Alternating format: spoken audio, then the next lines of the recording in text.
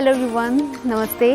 काफ़ी लंबे टाइम के बाद आज मैं ये वीडियो बना पाई हूँ बिकॉज़ स्टडीज़ और एग्ज़ाम्स की वजह से मैं टाइम नहीं दे पा रही थी और ना कोई वीडियो अपलोड कर पाई। तो गाइज़, ये वीडियो होने जा रही है बहुत ही स्पेशल, क्योंकि इस वीडियो में मैं बात करूँगी बैक बेंडिंग और बैक फ्लेक्सिबिलिटी के बारे में, और आप अपनी बैक को कैसे फ्लेक्सिबल कर सकते हैं और इम्प्रूव कर सकते हैं अपनी फ्लेक्सिबिलिटी को और भी ज़्यादा। वीडियो को स्टार्ट करने से पहले मैं आपको कुछ चीज़ें बताना चाहूँगी, क्योंकि जब भी हम कोई एक्सरसाइज या वर्कआउट करते हैं, कुछ भी करते हैं, तो सबसे ज़्यादा इंजरी से बचने के लिए आपको सबसे पहले सूक्ष्म व्यायाम, हम जिसे कह सकते हैं कि वार्म अप करना बहुत ज़रूरी है। वार्म अप मीन्स कि आप अपनी बॉडी को तैयार कर लें किसी भी आसन में जाने से पहले या वर्कआउट करने से पहले। सो लाइक आप अपनी रिस्ट को क्लॉकवाइज और एंटी क्लॉकवाइज 5 टाइम्स आप कर सकते हैं। आसन, व्याघ्रासन, भुजंगासन और सेतुबंधासन, ये सारे पोस्चर्स होते हैं, ये आपकी बैक को और भी ज़्यादा फ्लेक्सिबल और स्ट्रॉन्ग करने में हेल्प करते हैं। गाइस, मार्जरी आसन और व्याघ्रासन के बारे में अगर आपको और भी ज़्यादा जानना है तो इसके लिए मैंने एक अलग से वीडियो भी अपलोड की हुई है। तो अगर आप चाहते हैं कि मैं कोई वीडियो किसी एक टॉपिक पे बनाऊँ तो आप मुझे कमेंट सेक्शन में बता सकते हैं। So let's start.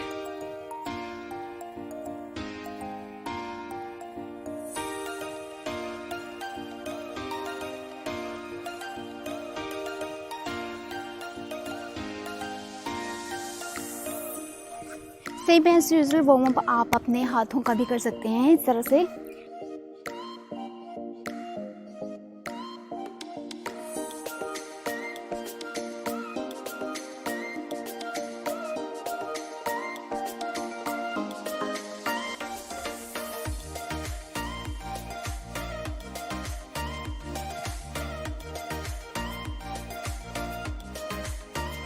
सबसे पहला और ईजीएस्ट पोस्चर है मार्जरी आसन कहते हैं। पहले इस पोजीशन में आ जाना है, वज्रासन में आ जाना है, और उसके बाद अपने हाथों की हथेलियों को ज़मीन की तरफ इस तरह से प्रेस कर लेना है।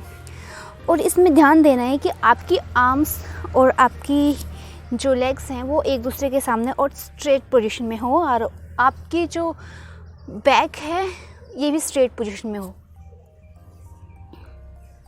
जब आपने सांस लेनी है तब आपने धीरे धीरे और लंबी सांस लेनी है, और धीरे धीरे इस तरह से ऊपर की तरफ अपनी गर्दन को लेके जाना है, और आपकी बैक का जो कर्व होगा वो इस तरह से बनेगा।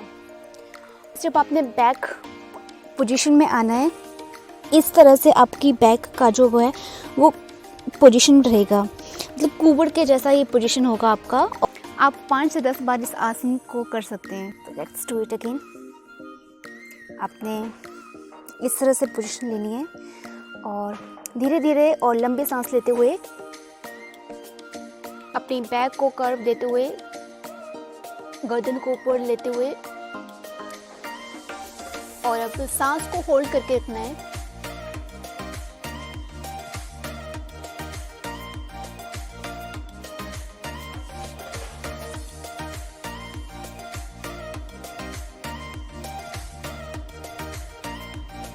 और अब धीरे धीरे सांस छोड़ते हुए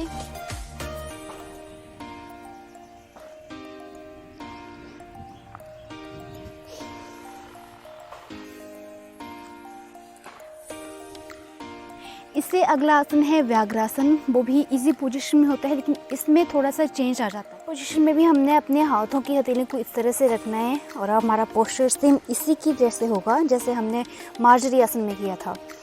इसमें एक चीज़ होगी कि इसमें हमने अपनी लेग को इस तरह से ऊपर उठाना है और एक कर्व देना है, और अपने पैर को अपने सिर से टच करने की कोशिश करनी है इस तरह से, सांस लेते हुए।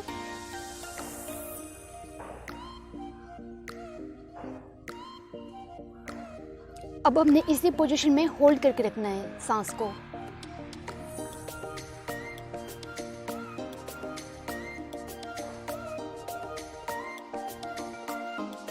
अब सांस छोड़ते हुए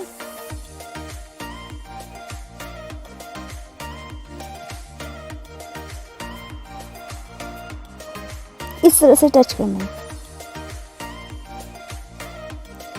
सेम हम दूसरी लेग के साथ भी ऐसे ही करेंगे।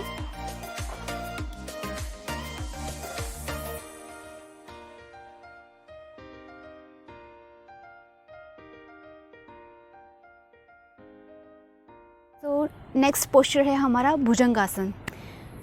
तो इसके लिए हमने अपने हाथों की हथेली को इस तरह से रखना है और पेट के बल इस तरह से लेटना है। हमारे हाथ जो होंगे हमारे चेस्ट के ठीक स्ट्रेट होंगे, हमारी लेग्स एकदम स्ट्रेट होंगी। और जैसे हमने अपनी अपर बॉडी को ऊपर की तरफ लेके जाना है, तो हमने धीरे धीरे सांस लेते हुए इस पोजीशन में आना है। और इस पोजीशन में हमने थोड़ी देर के लिए जितना हो सके उतना हमने सांस को होल्ड करके रखना है और फिर वापस सांस छोड़ते हुए धीरे धीरे हमने वापस इस पोजीशन में आना है।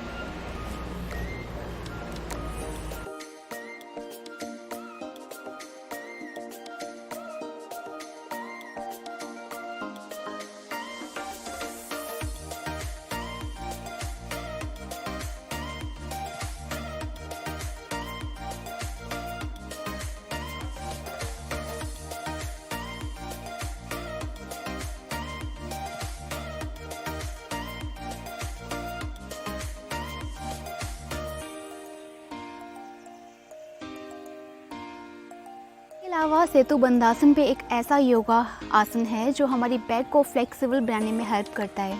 सो इन दिस पोस्चर आपने अपनी बॉडी को इस तरह से ऊपर की तरफ पुश करना है, इस तरह से। जब आपने अपनी बॉडी को ऊपर की तरफ लेके जाना है तब आपने धीरे धीरे इनहेल करना है, सांस लेनी है और इस पोजीशन में थोड़ी देर के लिए आपने होल्ड करके रखना है और अपनी पोस्चर को भी आपने इस तरह से होल्ड करके रखना है। जितना हो सके आप उतनी देर के लिए होल्ड कर सकते हैं और फिर धीरे धीरे एक्सहेल करते हुए आपने इस पोजीशन में आ जाना है। इनहेल,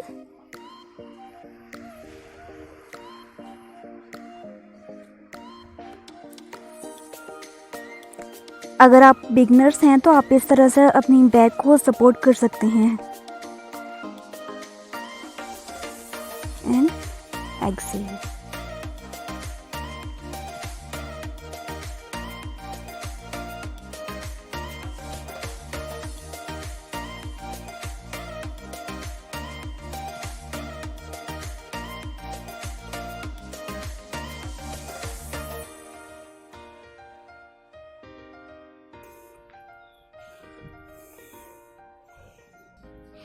इन योगा आसन्स के बाद आप चक्रासन, जिसे व्हील पोज कहते हैं, वो आप ट्राई कर सकते हैं और इसमें आपको काफ़ी हेल्प मिल जाती है अपनी बैक को और भी ज़्यादा बेंड करने में।